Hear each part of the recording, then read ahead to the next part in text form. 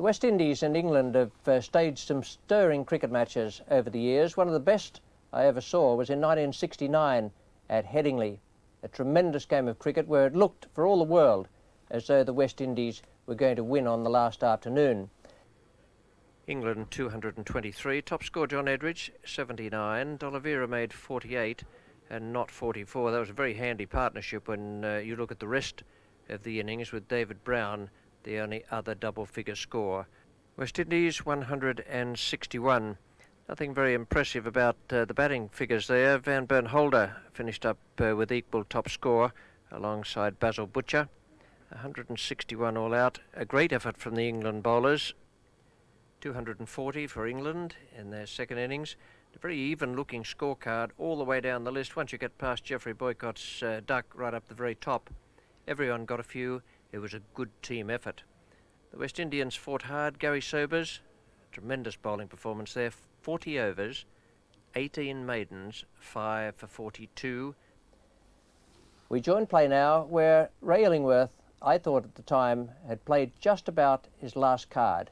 He brought on Derek Underwood from the football ground end.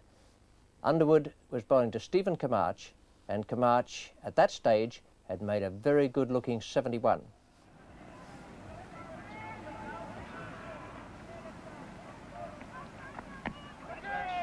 He's caught off bat and pad by Hampshire, an absolute golly catch.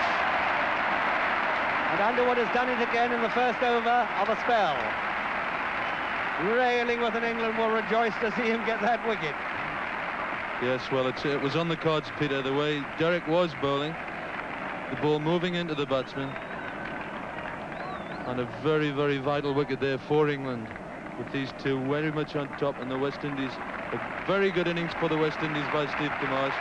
The crowd giving him a great ovation. 177 for 3. Butcher on 68. And Camacho just out for 71. And this match now poised for a very interesting finish. Full face of the bat, straight down the pitch. And asking and given, just touching the glove rather than the bat, and it's the 4th wicket down. West Indies 219 for 4.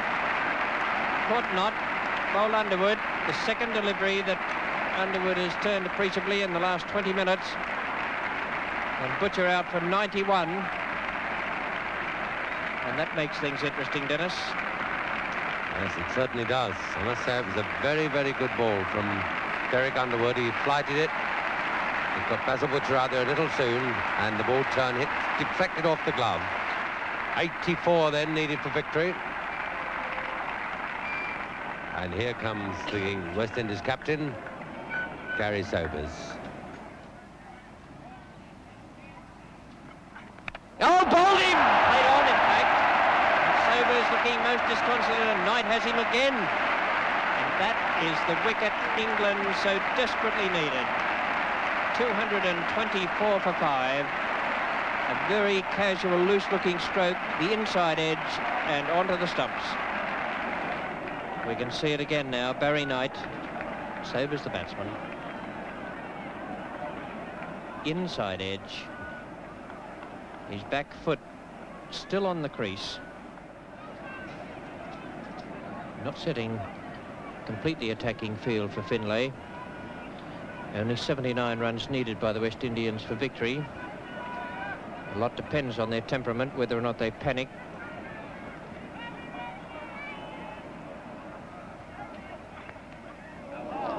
Basil D'Oliveira is down here at long leg, but he's got no chance of cutting that off. Leg byes, flicking Finlay's pad on the way through. Great test of temperament, this on both sides. England suddenly back in the game with a real chance. 2 wickets falling for 9 runs. Got him! Yes, put behind Alan Knott. And look at the jubilation from the England side. And what a turnabout. 219 for 3, 224 for 5, 228 for 6. Well, you couldn't ask for 2 better bowling changes than that, could you? Barry Knight replacing Brown.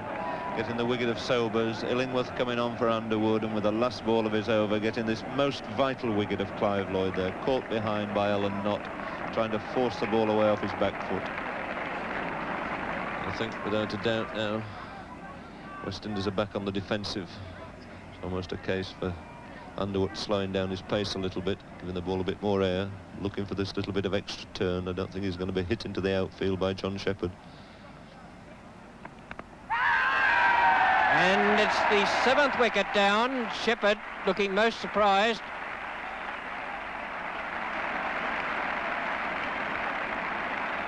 Must have been caught behind. Alan Knott taking the ball. And the 7th wicket down for 228.